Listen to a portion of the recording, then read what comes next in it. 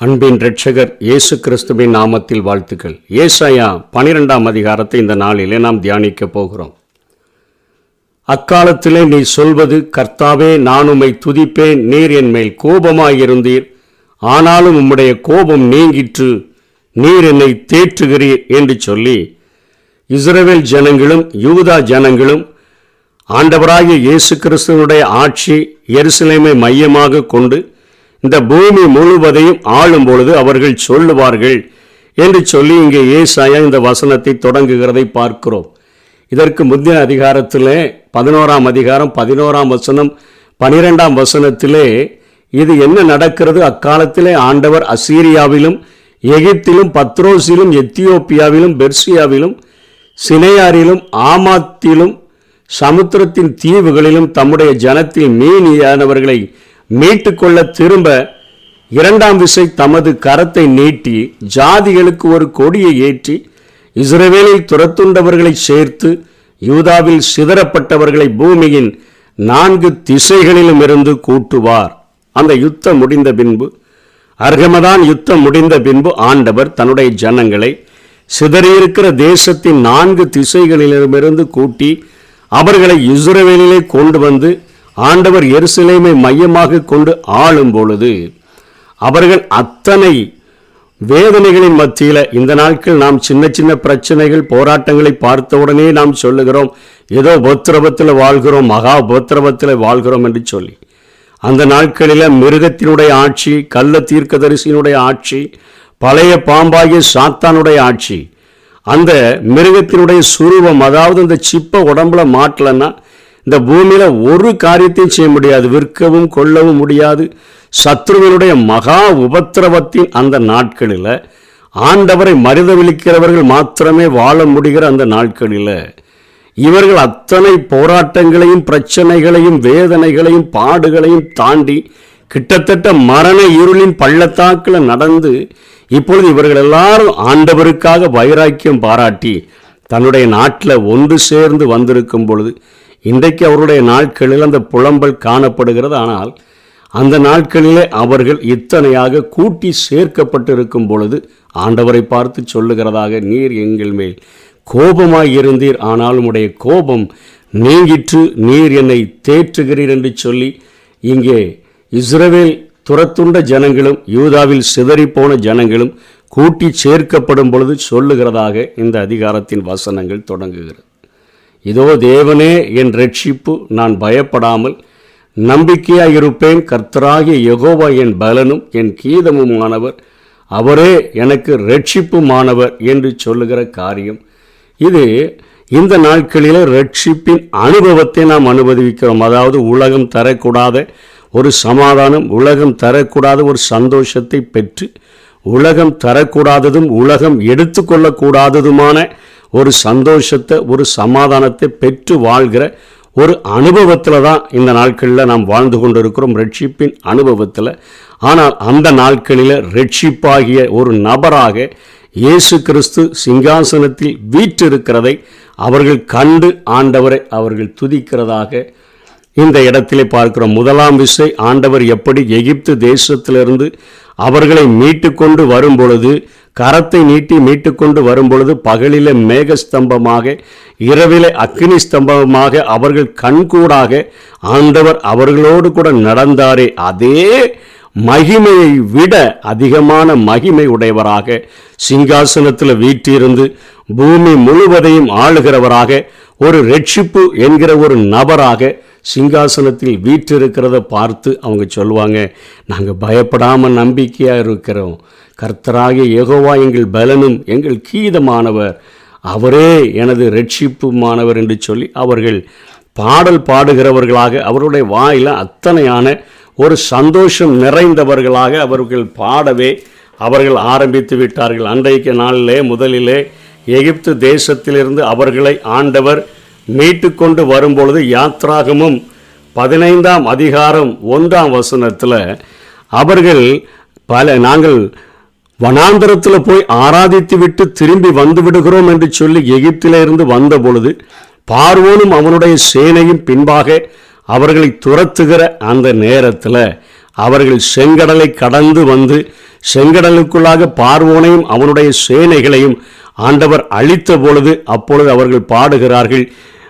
யாத்ராகமம் 15:1-2 அப்பொழுது மோசேயும் இஸ்ரவேல் புத்திரரும் கர்த்தரை புகழ்ந்து பாடின பாட்டு, கர்த்தரை பாடுவேன், அவர் மகிமையாய் வெற்றி சிறந்தார், குதிரையையும் குதிரை வீரனையும் கடலிலே தள்ளினார், கர்த்தர் என் பலனும் என் கீதமுமானவர், அவர் எனக்கு இரட்சிப்புமானவர், அவரே என் தேவன், அவருக்கு வாசஸ்தலத்தை ஆயத்தம் பண்ணுவேன், அவரே என் தகப்பனுடைய தேவன், அவரை உயர்த்துவேன் என்று சொல்லி அந்த நாட்களிலே பாடினது போலவே, மோசேயும் இஸ்ரவேல் புத்திரரும் பாடினது போலவே இந்த நாட்களிலும் ஆண்டவர் பூமியில் உள்ள எல்லா ராஜாக்களையும் அதிபதிகளையும் பெரியோரையும் சிறியரையும் அடிமையையும் சுமாதினரையும் அவருக்கு எதிர்த்து வந்த எல்லாரையும் அழித்து இந்த ஆகாயத்தில் பறக்கக்கூடிய எல்லா விதமான பறவைகளுக்கும் ஒரு மகா பெரிய விருந்தை அளித்து இப்பொழுது ஆட்சியை பிடித்திருக்கிற இந்த நேரத்தில் அவர்களும் இப்பொழுது இனிமே எங்களுக்கு மகா உபத்திரவ காலமும் நீங்கியாச்சு, நாங்கள் ரட்சிப்பின் அனுபவத்தில் அல்ல, ரட்சிப்பையே எங்கள் கண்கூடாக பார்த்து கொண்டிருக்கிறோம், அந்த ரட்சிப்பு நபராக இப்பொழுது சிங்காசனத்தில் வீற்றிருக்கிறபடியினால அவர் எங்கள் கீதமாக, எங்களுடைய பலனாக, எங்களுடைய ரட்சிப்பாக எங்கள் கண்களுக்கு அவர் தெரிகிறபடியினால் அவரை துதிப்போம் என்று சொல்லுகிறதை பார்க்கிறோம். நீங்கள் ரட்சிப்பின் ஊற்றுகளிலிருந்து மகிழ்ச்சியோடையே தண்ணீர் மொண்டு கொள்ளுவீர்கள். மிகப்பெரிய புயலடிச்ச ஒரு வாழ்க்கையில் மகாபத்திரவத்தில் மாட்டிக்கொண்டு வந்த மக்கள் வாழ்க்கையில் இப்பொழுது மிகப்பெரிய ஒரு இளைப்பாறுதல், அந்த 1000 வருட அரசாட்சியினுடைய ஒரு சில அனுபவங்களை இங்கே ஏசாயா குறிப்பிடுகிறதை பார்க்கிறோம். ரட்சிப்பின் ஊற்றுகளிலிருந்து மகிழ்ச்சியோடே தண்ணீர் மொண்டு கொள்வீர்கள்னா ஒரு அபரிதமான ஒரு ஆசீர்வாதத்தை கரைபுரண்டு ஓடத்தக்கதாக ஊற்றில் தண்ணீர் அல்ல அல்ல எப்படி வந்து கொண்டிருக்குமோ அதே போல் எங்கள் வாழ்க்கையில் அபரிதமான ஆசீர்வாதங்கள் இருந்து கொண்டே இருக்கிறது என்று சொல்லி அவர்கள் தண்ணீர் மொண்டு கொள்ளுவார்கள் என்று சொல்லி இங்கே ஏசாயா குறிப்பிடுகிறார்.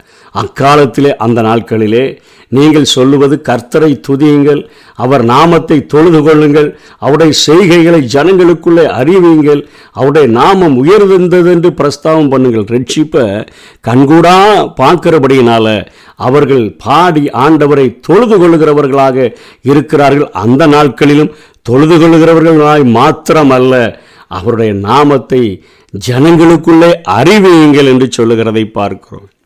இந்த வசனங்கள் இன்றைக்கும் நமக்கு ஒரு கட்டளை கொடுக்கக்கூடியதாக இருக்கிறது. ரட்சிப்பின் அனுபவத்தை பெற்ற நம்ம, ஆண்டவரை தொழுது கொள்ளுகிற நம்ம ஜனங்களுக்கு அவரை அறிவிக்கிற கடமையை இந்த வசனங்கள் நமக்கு ஒரு ஆணித்தரமான கட்டளையாக கொடுக்கிறதை நாம் பார்க்கிறோம். நாம் ஒருவேளை ரட்சிக்கப்பட்டிருக்கிறோம், ஆண்டவரை முழுமையாக அனுபவிச்சிருக்கிறோம் அப்படின்னு சொன்னால் அவரை தொழுது கொள்ளுகிறவர்களாய் நின்று விடாதபடி அவரை அறிவிக்கிறவர்களாக அடுத்த ஒரு ஸ்டெப்பும் நான் எடுத்து வைக்க வேண்டும் என்று சொல்லி வேதம் முழுவதிலும் நமக்கு கட்டளை கொடுக்கப்படுகிறது.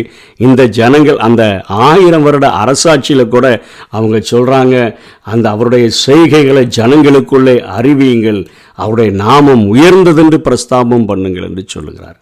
அதற்கு கீழே கர்த்தரை கீர்த்தனம் பண்ணுங்கள், அவர் மகத்துவமான கிரியைகளை செய்தார், இது பூமி எங்கும் அறியப்பட கடவது. மகத்துவமான கிரியைகள் மனிதர்களுக்கு மாத்திரமல்ல, எல்லா பூமியில் உள்ள எல்லா சிருஷ்டிகளுக்குமே 1000 வருட அரசாட்சியில் விடுதலை. இன்றைக்கு ஆதாம் ஏவாள் பாவம் செய்த பொழுது அவர்களுக்கு கிடைத்த சாபம் இந்த பூமிக்கும் கிடைத்ததோ, அந்த சாபங்கள் எடுபடும் பொழுது இந்த சிருஷ்டிகளும் எல்லா இயற்கைகளும் விடுதலை பெற்று அவருடைய ஆட்சியில் அத்தனையாக மகிழக்கூடியதாக இருக்கும். பூமி எங்கும் அறிய கடவுது என்று சொல்லுகிறார்கள். சியோனில் வாசமாயிருக்கிறவளே, நீ சத்தமிட்டு கம்பீரி, இஸ்ரவேலின் பரிசுத்தர் உன் நடுவில் பெரியவராயிருக்கிறார். நீங்கள் எல்லாரும் சத்தமிட்டு கம்பீரியுங்கள். இதை அநேக தீர்க்க தரிசன புத்தகங்களே அவர்கள் எழுதுகிறதை பார்க்கிறோம்.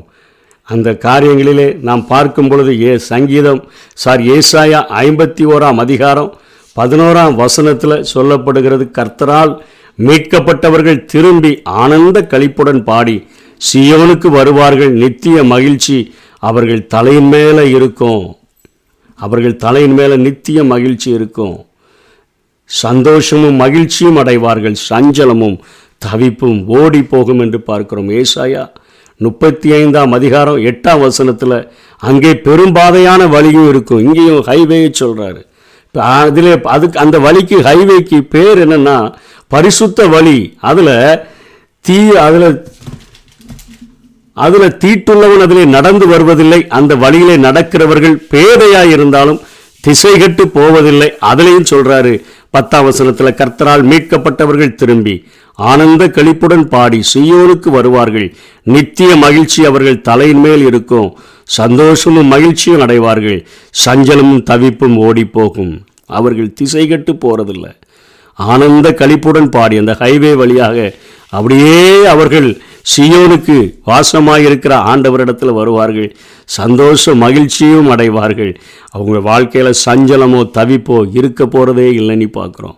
அவருடைய ஆட்சியில் ஏசாயா 65:19-20 சொல்கிறாரு, அந்த நாட்களில் அற்ப ஆயுசுள்ள பாலகனும் தன் நாட்கள் பூரணமாகாத கிழவனும் உண்டாயிரார்கள். அற்ப ஆயுசில் அந்த குழந்தை இறந்து போச்சுன்னு சொல்லுகிற ஒரு பாலகன் இருக்க மாட்டான். அதாவது அகால மரணங்கள் இருக்காது. அதே போல பூரணமாகாத கிழவனும் உண்டாகிறார்கள். 100 வயது சென்று மரிக்கிறவனும் வாலிபன் என்று எண்ணப்படுவான். வாலிபன் என்று வயசு தான் ஆகும், ஆனால் முதிர்ச்சி ஆகாதபடி முடவனும் ஆணை போல குதிப்பான் அல்லவா. அப்படிப்பட்ட ஒரு ஆட்சியை, 1000 வருட ஆட்சியை இந்த பூமியிலேயே ஆண்டவர் தரும்படியாக அவர் விரும்புகிறார். 100 வயது உள்ள பாவியோ அவன் சபிக்கப்பட்டவனாயிருப்பான். இந்த பூமியினுடைய சாபம் நீங்கி, மனிதர்களுடைய சாபம் நீங்கி, ஆண்டவரை நேசிக்கிற அவருடைய பிள்ளைகள் இருதயத்தின் ஆழத்தில் அவருடைய அன்பை உணர்ந்து அவரை துதிக்கிறவர்களாக மாறுவார்கள். அவருடைய உள்ளத்தின் ஆழத்தில் இருந்து உதட்ட அளவில் இல்லை, அவருடைய ஆட்சியினுடைய அந்த சந்தோஷத்தை, அவர் தருகிற நித்திய மகிழ்ச்சியை, அவர் தருகிற நித்திய சந்தோஷத்தை அனுபவித்து உள்ளத்தின் ஆழத்திலிருந்து அவரை துதிக்கிறவர்களாக இருப்பார்கள். இப்படிப்பட்ட 1000 வருட அரசாட்சியில் நாமும் அவரோடு கூட பாடுகளை சகித்தோமானால் அவரோடு கூட நாம் ஆளுகை செய்ய முடியும். அவரோடு கூட இந்த பூமியில் நாம் நிலைத்து 1000 வருட அரசாட்சியில் இந்த சந்தோஷத்தில் பங்கு பெற முடியும். இன்றைக்கே நம்மை ஆண்டவருக்கு அர்ப்பணித்து அவருடைய பாதைகளில் நடப்போம். ஆண்டவர் நம்மை ஆசீர்வதிப்பாராக. ஆமென். 1000 வருட அரசாட்சியே, பரிசுத்தவான்களின் ராஜ்யமே, பரமபிதா வேதவாக்கிதே, பசுமை பொற்காலம் வருகின்றதே. 1000 வருட அரசாட்சியே.